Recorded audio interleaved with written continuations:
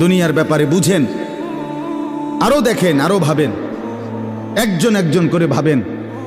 দুনিয়া আরো যদি সাজান, খোদার কসম ক্ষণিকের ক্ষণিকের ক্ষণিকের অল্প সময়ের দুনিয়া চমৎকার সাজাইয়াও তৃপ্ত হইতে পারবেন না, তৃপ্ত হইতে পারবেন।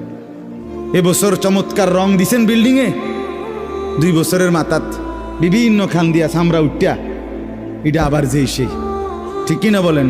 তা আবার রং দাও। এই সোফা চমৎকার বানাইছিল, ওই যে বার্নিশ নাই, দেখেন এই যে সোফা, এটা এই যে দেখেন, কথা বলেন না, এই সোফা এটার মধ্যে আসেনি বার্নিশ, তো এটা আবার কি করতে হইব? তো লাভ হইল কই? দুনিয়া তো ধোকা, দুনিয়া ধোকা। এই সৌন্দর্যময় চেহারা নারী 30 বছরের ব্যবধানে উনি বুড়ি, আর কেউ ফিররা সেদিকে ফিরা সেফও হালায় না। আজ যেই যুবতী, যেই বেহায়া নারী, বেপর্দা মহিলা বাজারে বাজারে ঘুরতো, যৌবন, আরে সেটা তার সম্পদ না, তারটা হইলে তো নিজের হইলে তো সে কখনোই বুড়া হইতো না।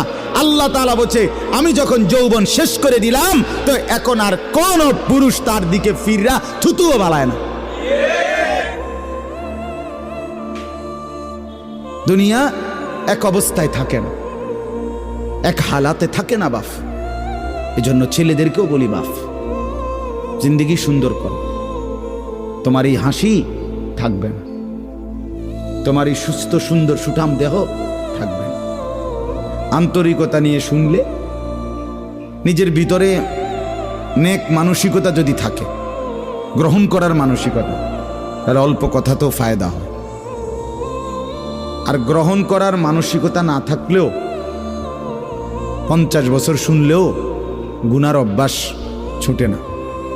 দেখেন না, 70 বছরের বুড়া মানুষ চা দোকানে টেলিভিশন দেখে, তাহলে এত বড় বুড়ো মানুষ, মুরব্বী, উনি এখনো যদি বিড়ি খায়, সিগারেট খায়, এখনো যদি চা দোকানে টেলিভিশন দেখে, তো ওনার এই মন্দ অভ্যাস, বদ অভ্যাস কত বছর পরে ছুটবে? উনি আরো কয়শো বছর বাঁচলে গিয়া বুঝবে এটা গুনাহ। আর ওনার আর মেয়াদ আছে কি? এই জন্য বললাম, আপনি খবর নিলে দেখবেন 30 বছর মসজিদে আসা যাওয়া করে ঠিকই, কিন্তু যথাযথ আন্তরিকতা, দিলের মধ্যে আখেরাতের কোনো মানসিকতাই নাই, নিজেকে বদলানোর অনুভূতিই নাই।